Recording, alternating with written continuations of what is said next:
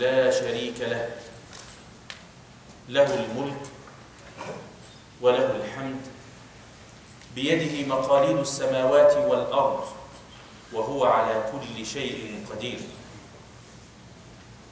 وأشهد أن سيدنا ونبينا محمدًا عبده ونبيه ورسوله وصفيه من خلقه وحبيبه، بلغ الرسالة وأدى الأمانة ونصح الأمة وكشف الله تعالى به الغمة، فجزاه الله تعالى عنا وعن أمة الإسلام خير الجزاء.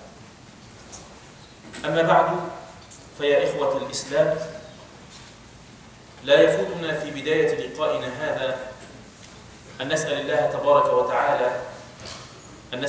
تبارك وتعالى الرحمة والمغفرة والدرجات الرفيعة العالية لأولئك الذين قضوا نحبهم في تدافع الناس وهم في يوم منى. أسأل الله تبارك وتعالى أن يكون قد ختم لهم بكل خير يتمناه عبد في حياته، وأن يكتب لهم الجنة، وأن يجعلهم من المقربين في عليين، اللهم آمين يا رب العالمين. وبمناسبة منى وعرفات وهذه الشعائر التي تقام في هذه الأيام المباركات، بهذه المناسبة التي يعيشها المسلمون جميعا، نتساءل ما هو محور هذه الأيام؟ والجواب كائن في أن محور هذه الأيام إنما هو يوم عرفة، ذلك اليوم الذي تتساقط فيه ذنوب الخلق عنه، ويناديهم رب العالمين سبحانه وتعالى من عليائه: أفيضوا عبادي مغفورا لكم. وهؤلاء الذين تنقلب صفحة جديدة تماما في حياتهم، يفتحونها ليبدأوا سطرا أولا فيها ببداية الطاعة التي يمارسونها. سؤال: هل عرفة خاص فقط بأولئك الذين هم وقوف هناك، أم يمكن أن يكون لنا فيه نصيب؟ إن الأمر الظاهر والعمل الحسي نلحظه عندما نرى أنفسنا صياما في يوم عرفة، وأن الله تبارك وتعالى إنما أعطاهم كل هذا الفضل مما هم فيه هناك، وأعطانا نسبة كبيرة من الفضل مما نحن فيه هنا. ولكن لماذا جمعهم على عرفات؟ هل فقط ليغير نفسياتهم وليحول ما في داخلهم هم وحدهم؟ أم أن الله تبارك وتعالى يريد شيئا للبشرية جمعاء؟ لقد تعلمنا في أزهرنا وفي إسلامنا أن الله تبارك وتعالى إنما جعل الحج مؤتمرا عالميا دوليا، جمع الله تعالى فيه أناسا من أقطاب الأرض ليتعارفوا، ليتشاوروا، ليتبادلوا ما عندهم من الخيرات، ثم يعود كل منهم إلى موطنه الأول، وهو يحمل عقلية مختلفة وقلبا متجددا وفكرا ثاقبا، يعود بخبرات كل من لقيهم حين كان في رحلته المقدسة هذه. إذن فعرفة إنما يعني شيئا مختلفا نسبيا عما تصورناه في بداية الأمر.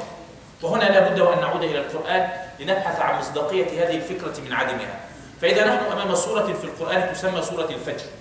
الله تبارك وتعالى يقول: والفجر وليال عشر والشفع والوتر والليل إذا يسر هل في ذلك قسم لذي حجر ألم تر كيف فعل ربك بعاد إرم ذات العماد التي لم يخلق مثلها في البلاد وثمود الذين جابوا الصخر بالواد وفرعون ذي الأوتاد الذين طغوا في البلاد فأكثروا فيها الفساد فصب عليهم ربك سوط عذاب إن ربك لبالمرصاد. والفجر، تنظر محور هذه السورة الكريمة فترى أنها تتحدث عن فجر. أتدري ما معنى كلمة الفجر؟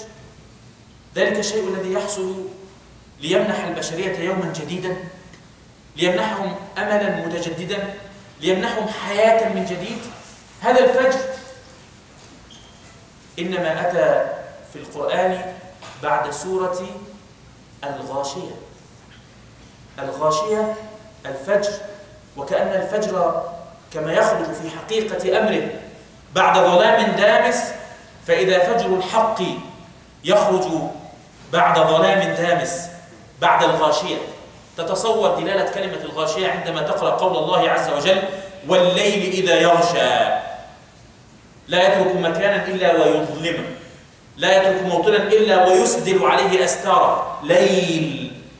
هكذا الظلم يحل بالمجتمعات، وهكذا الطغيان إنما يتبدى كما وصف الله تبارك وتعالى لنا موقف عاد وثمود وفرعون. ما الذي فعلوا؟ ما الذي غيروا في العباد والبلاد؟ ما الذي أشروا من الفساد؟ ماذا كان من أمرهم؟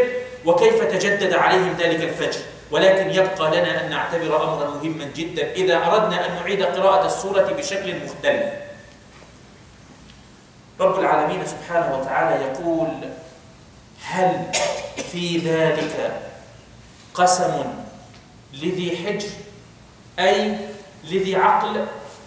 وكأن الله عز وجل يشير إليك أن هذا الفجر، فجر الحق، لن يخرج إلا على أصحاب العقول النيرة، لن يخرج إلا على عقول متعلمة، لن يخرج فجر الحق إلا على أناس تعاملوا مع الدين ومع الدنيا بنفس الكفاءة والقدرة، لن يخرج إلا على أناس استوعبوا نص القرآن الكريم وحديث النبي صلى الله عليه وسلم ونظروا في كيفية إنزاله في أرض الواقع والتعامل مع الحياة المتجددة. لن يخرج إلا على أناس استوعبوا أقصى درجات العلم وأمانيه وبلوغه، ثم بعد ذلك انتقلوا بالحياة كلها إلى مرحلة جديدة. هؤلاء هم الذين يستحقون أن يخرج عليهم الفجر، هؤلاء هم الذين يستحقون أن تنتصر على أيديهم دعوة الله تبارك وتعالى، هؤلاء هم الذين يستحقون أن ينير الله تعالى بعقولهم وقلوبهم قلوب الخلق من حولهم وعقول البشر الذين يعيشون حولهم. هؤلاء هم أصحاب الرسالة. من هم أولئك يا عباد الله؟ ذو الحجر، العقل. وهناك لفتة أخرى، لماذا سمى الله تعالى العقل بالحجر في هذه السورة؟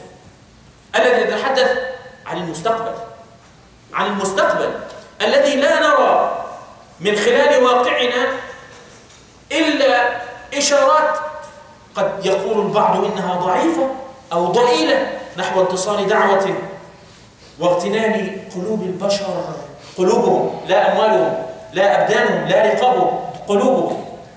محل دعوتك إنما هو قلوب الخلق، أن يحبوك، فإذا أحبوك ساروا خلفك مقتدين بما تفعل، مؤتمين بما تمارس، متابعين لخطواتك.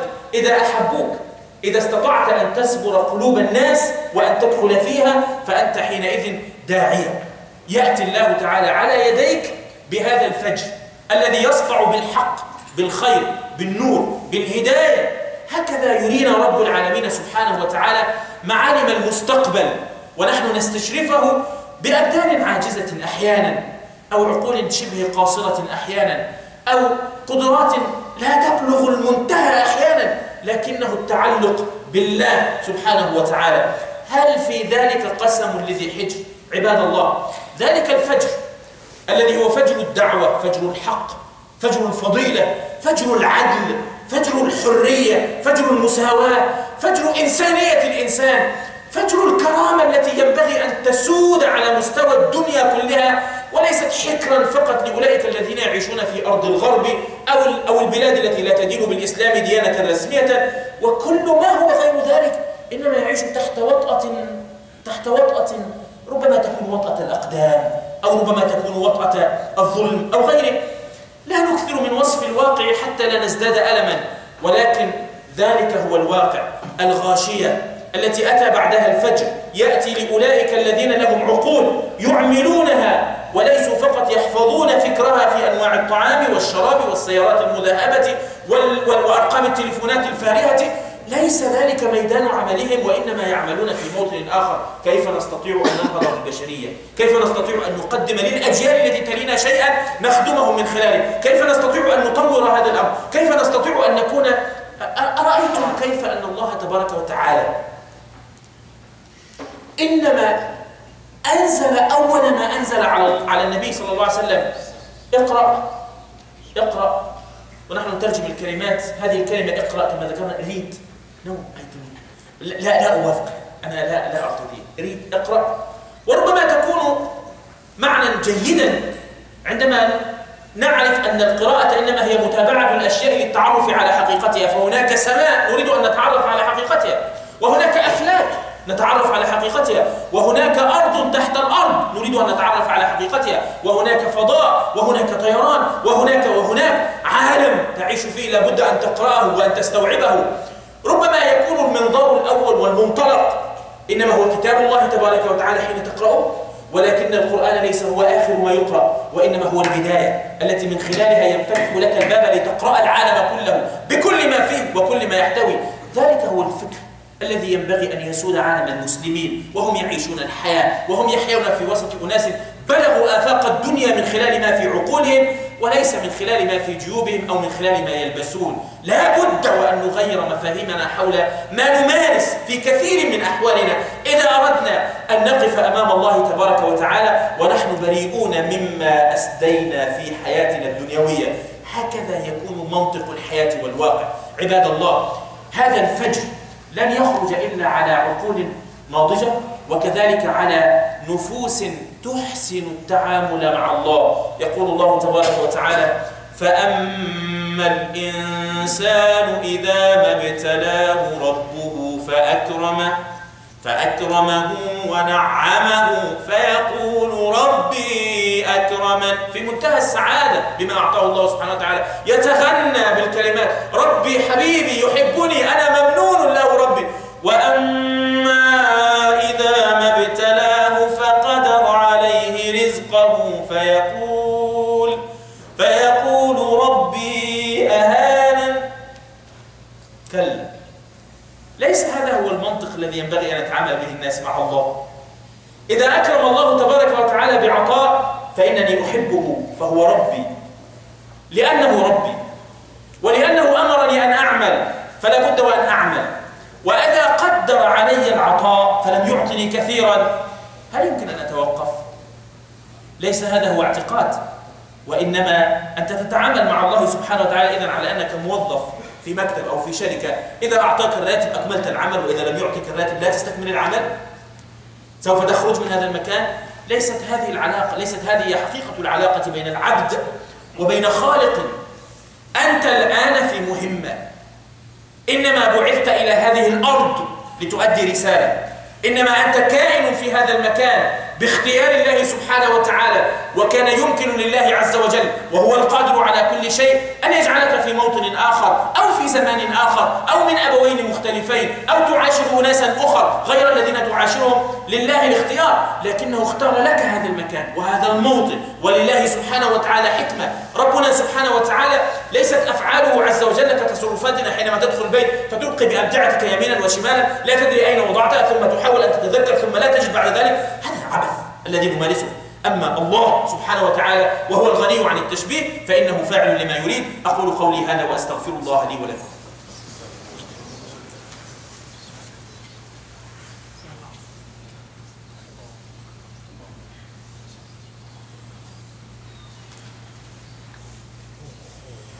الحمد لله رب العالمين والعاقبة للمتقين ولا عدوان إلا على الظالمين. All praise is due to Allah subhanahu wa ta'ala. We praise Him, we thank Him for everything He gave it to us subhanahu wa ta'ala. Today we are trying to talk about Surat Al-Fajr because it's related with these days, with Arafah and Mina, and these days with the pilgrimage doing over there. We ask Allah subhanahu wa ta'ala accept from them. When we talk about these verses in this surah, we have to consider about the following. The first one, Surat Al-Fajr comes after Surat Al-Ghashiyah, which gives us a strong example for all the aspects of corruption that had dominated the human life, where Allah subhanahu wa ta'ala says, has there come to you the narration of the overwhelming? So, how injustice can prevail in life to the point that a sighted person cannot see under his feet. This is the condition of those true human beings who feel the suffering of the weak and deal with an abnormal and unethical order which does not leave any hope for reformers and good people. have wanted to save humanity. Suddenly the dawn is born with justice for all. Before talking further, we should know that the dawn of right and justice rises only for the insightful, fair people, as seen in what Allah subhanahu wa ta'ala says. Is there evidence for those who understand? It is well known that the mind is the essence of Islam, and if a person is known to be incense, they are exempt from all Islamic obligations. To further explain this point, let us say that the first verse in the Holy Qur'an, when Allah subhanahu wa ta'ala says, read اقرأ باسم ربك الذي خلق, read carefully, which comes as the requirement for receiving and understanding Islam. After that, unfortunately, throughout time, we have lost the stress on reason. أعتقد أننا في مراحل كثيرة من التاريخ ربما نكون قد غيبنا عن قضية التفكير أصلا. شغلنا بأشياء تعمد غيرنا أن يشغلنا بها. حين شغلونا فقط بأننا لابد أن نتابع المسلسلات وأن نشاهد الأفلام وأن نتابع هذا وأن كذا كذا كذا، فنسينا شيئا مهما في حياتنا، ألا وهو قضية نعمل لأجلها، نعيش في مستوى التفكير لها إلى آخره.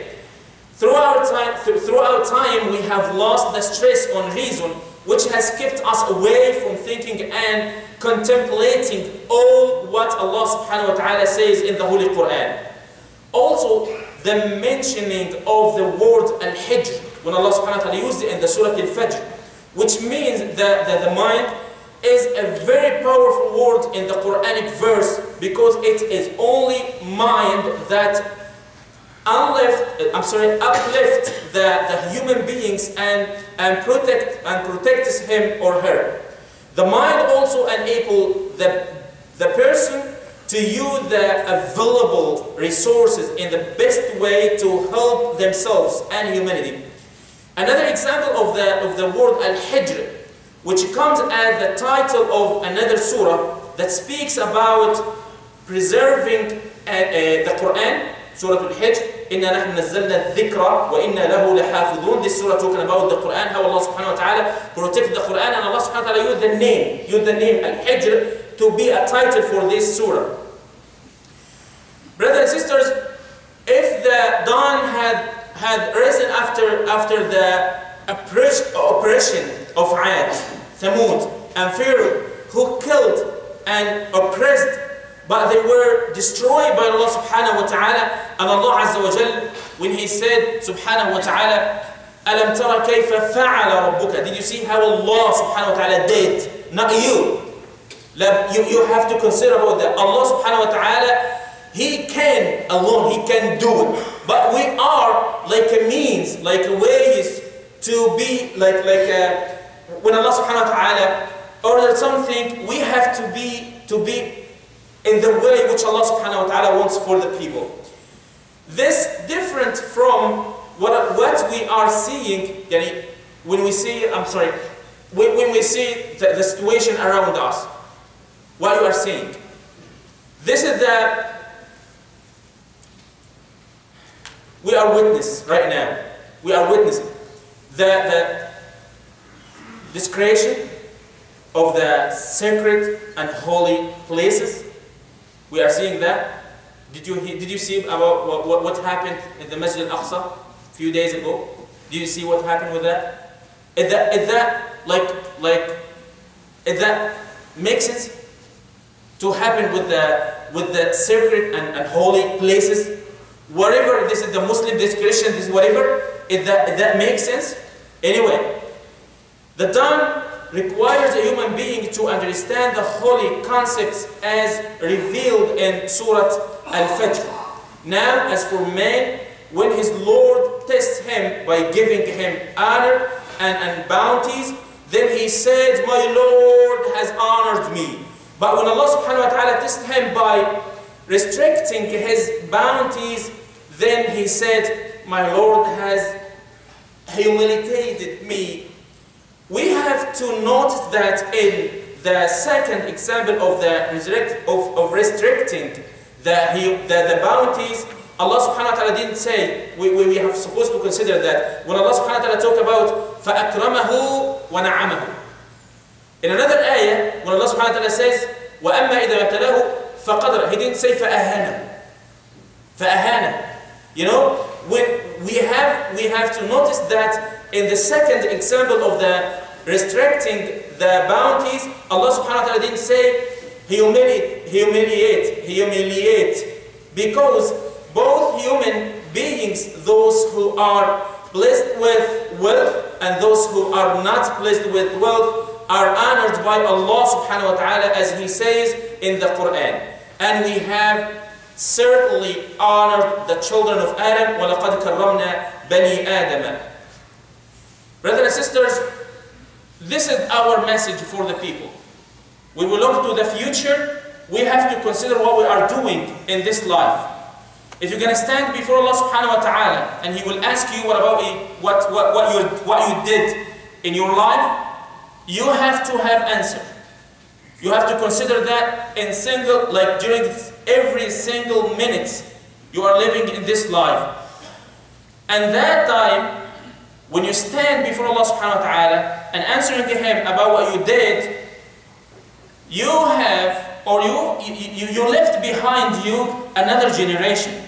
And Allah subhanahu wa ta'ala will ask you about what you did, like related with yourself, just with yourself, about the second generation, third generation. Think about your answering for Allah subhanahu wa ta'ala.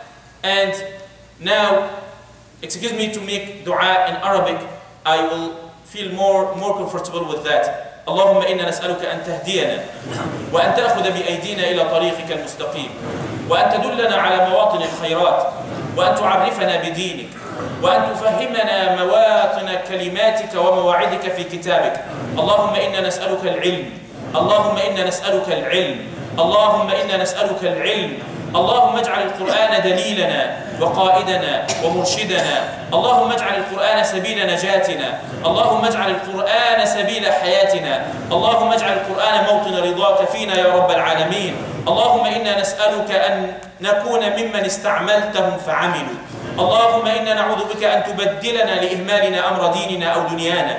اللهم يسر لنا أمورنا واغفر لنا ذنوبنا واخذل لنا الخير ومواطنه وأحينا على ما تحب وترضى يا رب العالمين. وآخر دعوانا أن الحمد لله رب العالمين وأقم الصلاة.